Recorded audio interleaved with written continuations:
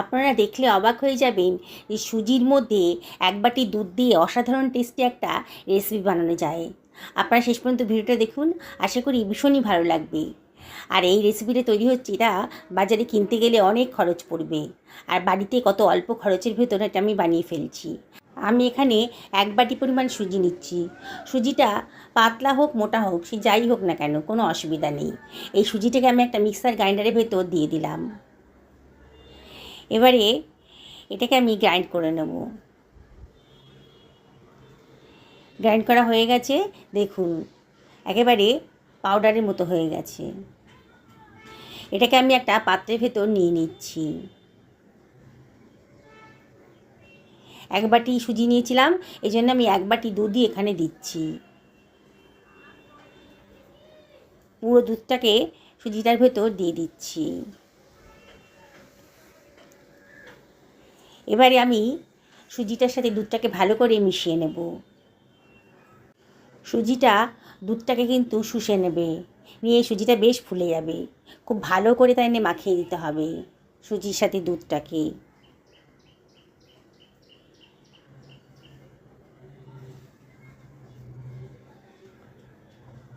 দেখুন আমি কত সুন্দর করে এটাকে মাখিয়ে নিলাম। এবার এটাকে আমি একটু রেস্টে রেখে দেব, মিনিট 5-6 জন্য রেস্টে রেখে দেব। আমি ওই গ্রাইন্ডারের ভেতর নিয়ে নিলাম হাফ বাটি পরিমাণ নারকেল, আর হাফ বাটি পরিমাণ দুধও এর ভেতর দিয়ে দিচ্ছি। আর দিয়ে দিচ্ছি হাফ বাটি থেকে বেশি একটুখানি চিনি। চিনিটা নিজেদের পছন্দ মতো দেবেন, কে কীরকম মিষ্টি পছন্দ করেন সেই অনুযায়ী চিনিটা দেবেন। আর দিয়ে দিচ্ছি সামান্য একটুখানি লবণ। যে কোনো মিষ্টি রান্নাতে একটু লবণ দিলে পরে টেস্টের একটা সুন্দর ব্যালেন্স আসে। এবার এটাকে গ্রাইন্ড করে নিচ্ছি। দেখুন কত সুন্দর একটা স্মুথ পেস্ট তৈরি হয়ে গেছে। সুজিটাও মিনিট 5-6 হয়ে গেছে, ঢাকা দিয়ে রেখেছিলাম। দেখুন অনেকটাই কিন্তু ফুলে গেছে, আর দুধটাও কিন্তু অনেকটাই শুষে নিয়েছে। আবার একটু নাড়াচাড়া করে দিচ্ছি। একটা ফ্রাই প্যান গরম করতে দিয়ে দিয়েছি, তার ভেতর দিয়ে দিলাম 2 টেবিল চামচ মতো গাওয়া ঘি। আপনারা ইচ্ছে করে সাদা তেলেও করতে পারেন, তবে এই গাওয়া ঘিটা দিলে পরে দারুণ সুন্দর একটা টেস্টও আসবে, আর গন্ধটাও খুব সুন্দর হবে। এইবার আমি দুধ আর সুজির মিশ্রণটা এর ভেতর দিয়ে দিচ্ছি।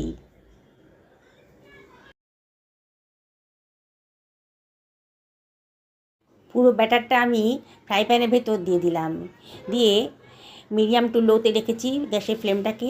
এবার সব কিছু খুব ভালো করে মিশিয়ে নিচ্ছি।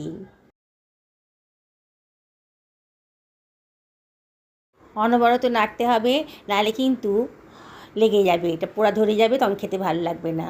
আস্তে আস্তে কিন্তু সুজির ডোটা অনেকটাই শুকিয়ে গেছে। আবারও ভালো করে এটাকে স্মুথ করে দিতে হবে। খুব ভালো করে নাড়তে নাড়তে কোনো লামসি থাকবে না, এরম করে মিশিয়ে নিতে হবে। প্রথমে একটু দলা পেকে গেলেও পরে কিন্তু এটা আস্তে আস্তে খুলে যাবে। দেখুন কতটা সুন্দর স্মুথ হয়ে গেছে। এবারে আমি এর ভিতরে দিয়ে দেব দুধ আর নারকেলের মিশ্রণটা।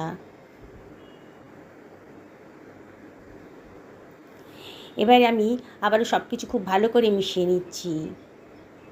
গ্যাসের ফ্লেমটা মিডিয়াম টু লোতে রেখেছি। আবারও সব কিছু খুব ভালো করে মিশিয়ে নিতে হবে। বানানোটা একেবারেই সোজা, আর এটি যখন বানাবেন না, দেখবেন যে বাজারে কিনতে গেলে এটা কত খরচ পড়ছে। বাড়িতে বানাবেন অনেক কম খরচের ভেতর, আর হেলদিভাবে এটা তৈরি হয়ে যাবে। সামান্য একটুখানি ছোটো এলাচের গুঁড়োর ভেতর দিয়ে দিলাম, দারুণ সুন্দর একটা গন্ধ বেরোবে। আর দিয়ে দিচ্ছি 1 টেবিল চামচ গোলাপ জল। খুব সুন্দর একটা গন্ধ বেরোতে শুরু করে দিয়েছে। আবারও সব কিছু খুব ভালো করে মিশিয়ে নিচ্ছি। আবারও বলছি বন্ধুরা, অনবরত কিন্তু নাড়তে হবে। দেখুন নাড়তে নাড়তে কিন্তু প্যানের গা থেকে সুজির ডোটা ছেড়ে আসছে, একেবারেই শুকিয়ে গেছে।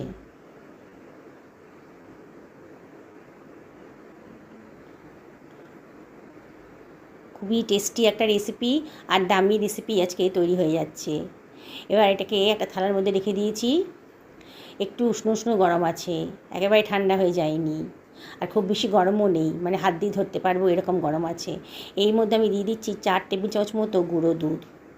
আপনাদের কাছে থাকলে দেবেন, দিলে পরে কিন্তু দারুণ সুন্দর একটা টেস্ট হবে। আর দিয়ে দিচ্ছি 2 টেবিল চামচ মতো চিনি। এই চিনিটা দিলাম, এই দানা দানা চিনিটা মুখে লাগলে পরে খেতে ভালো লাগবে। দিয়ে আমি সব কিছু খুব ভালো করে মিশিয়ে নিচ্ছি। দুধ, চিনি আর সুজির ডোটার সাথে সব কিছু ভালো করে মিশিয়ে নিচ্ছি। সামান্য একটু গরম আছে। আমরা যেমন করে আটা মাখি রেগুলার, সেরকম করে এটাকে ভালো করে মিশিয়ে নেব।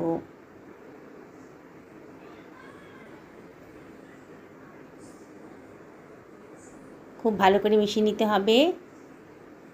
দেখুন, মাখতে মাখতে কিন্তু পুরো একটা স্মুথ ডো তৈরি হয়ে গেছে। কে বলবে এটা সুজির ডো? দেখুন কত সুন্দরভাবে আমার ডোটা তৈরি হয়ে গেছে। এবারে আমি এর ভেতর দিয়ে দিচ্ছি 1 টেবিল চামচ গাওয়া ঘি। দিয়ে ডোটার সাথে ভালো করে একটু মাখিয়ে নিচ্ছি। এত সুন্দর একটা মিষ্টি রেসিপি তৈরি হবে না, যাকে খাওয়াবেন সে কিন্তু আপনার খুব প্রশংসা করবে। দেখুন খুব সুন্দর একটা স্মুথ পেস্ট তৈরি হয়ে গেছে। এবার আমি গোল করে ছোটো ছোটো লেচির মতো কেটে নিচ্ছি। আপনি যে কোনো রকমের শেপ দিতে পারেন, তবে হাতের তালুতে একটুখানি ঘি মাখিয়ে নিয়ে আমি প্রথমে এটাকে গোল গোল করে শেপ দিয়ে নিচ্ছি। আজকে আমি প্যারার মতো বানাবো। মাঝখান দিয়ে বুড়ো আঙুলটা দিয়ে একটু চাপ দিয়ে, দেখুন সুন্দর দেখতে লাগবে। আমি এরম করে বানাবো। শেপ যেরকমই দিন না কেন, খেতে কিন্তু অসাধারণ টেস্টি। আবারও ছোটো ছোটো বলের আকারে গড়ে নিচ্ছি, নিয়ে গোল করে বলের মতো করে নিলাম। তারপরে আঙুলের চাপ দিয়ে একটা কিশমিশ দিয়ে দিচ্ছি ভেতরে। দেখতেও সুন্দর লাগবে আর খেতেও খুব সুন্দর লাগবে। আপনারা ইচ্ছে করলে এখানে কাজু, পেস্তা এসবও দিতে পারেন। দেখুন দেখতে কত সুন্দর লাগছে। দেখতে সুন্দর লাগলে কিন্তু খাবার রুচিটা অনেকটাই বেড়ে যায়। এইভাবে আমি সমস্ত প্যাড়াগুলো বানিয়ে নিলাম।